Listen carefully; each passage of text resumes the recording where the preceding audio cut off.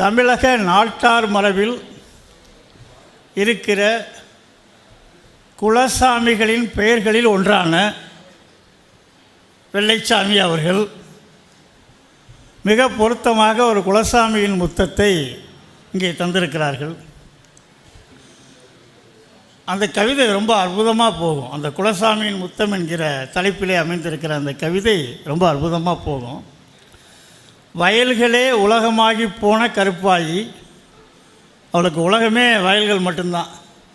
வயல்களே உலகமாகி போன கருப்பாயி ஒரு நாள் இன்ப சுற்றுலாவுக்கு தயாரானால் என்று ஒரு கவிதை ஆரம்பிக்கிறது. புளிச்சோற்று பொட்டணங்களை கட்டிக்கொண்டு மகன் திருமணத்திற்கு எடுத்து கொடுத்த பட்டு மாதிரியான ஒரு புடவை அதை கட்டிக்கொண்டு பரவசமாக கிளம்புகிறாள்.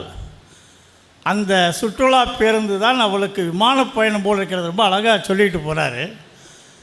அந்த கவிதை எப்படி போய் சேருகிறது என்றால், சுற்றுலா பேருந்தில் சென்று கொண்டிருக்கிறார்கள்.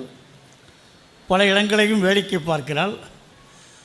வேளாங்கண்ணி மாதா, திருநள்ளாறு சனி பகவான், நாகூர் ஆண்டவர், இப்படி எல்லா தெய்வங்களையும் அவர்கள் சுற்றி பார்த்துவிட்டு பயணம் முடியும் ஒரு பொழுதில் பேரன் பேத்திகளுக்கான பொருட்களை எல்லாம் மறக்காமல் வாங்கி கொண்டு பத்திரப்படுத்தி கொண்டு வீடு திரும்புகிறாள்.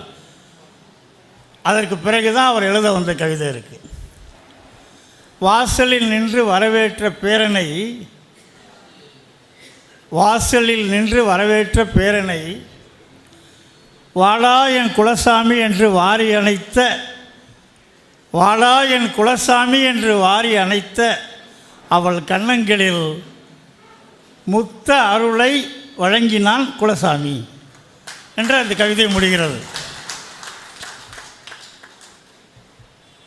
இந்த குலசாமிங்கிறது ரொம்ப முக்கியம். அதை யார்கிட்ட கொண்டு வைக்கிறாருன்னா பேரண்ட்டை வைக்கிறாங்க. அந்த பாட்டியின் மூலமாக பேரண்ட்டை வைக்கிறாரு. பேரனுக்கு மகன், மகன் மகனும், அடுத்த பேரனும், கொள்ளு பேரனும், எள்ளு பேரனும் கூட குலசாமிகள் தான். அதை அப்படியே நாம் திருப்பி போட்டால் தந்தை, தாத்தா, பாட்டன், பாட்டனுக்கு பாட்டன், பூட்டன் எல்லாருமே குலசாமிகள் தான். இந்த சரடை நாம் பிடித்து கொண்டோமானால் நமது சாமிகள், குலசாமிகள் எல்லாம் எல்லை தெய்வங்களாகவும், நாட்டார் தெய்வங்களாகவும், காவல் தெய்வங்களாகவும், நமது மண்ணோடும் மரபோடும் இருந்து கொண்டிருக்கிற தெய்வங்களுடைய முத்தத்தை அவர் பெறுகிறார் என்று நான் அந்த கவிதையிலே பார்த்தேன். அந்த பேரன் என்பது அங்கு ஒரு குறியீடு, இரத்த உறவு போன்று வருகிறது அல்லவா அந்த குறியீடு. அது சரடி எங்கேயோ போய் நிற்கும், ஆதி குலசாமியில் போய் அது நிற்கும்.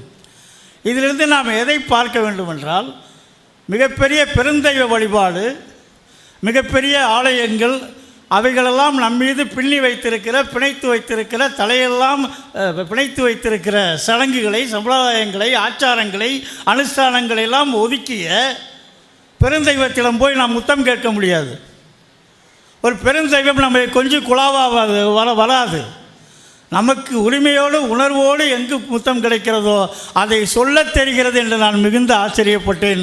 அப்படித்தான் இந்த குலசாமியின் முத்தத்தை நான் பார்க்கிறேன். இதுதான் நமது தமிழ் மரபின் நாட்டார் மரபு, இதுதான் நமது வாழ்க்கை மரபு, இதுதான் நம் மண்ணின் மரபு. குலசாமியின் முத்தங்கள் தான் நம்முடைய வாழ்வையை முழுமையடைய செய்கின்றன என்று நான் புரிந்து கொண்டேன். நிறைய இடத்திலே இந்த நிறைய கவிதைகளை சொல்வதற்கெல்லாம் இங்கு நேரமில்லை.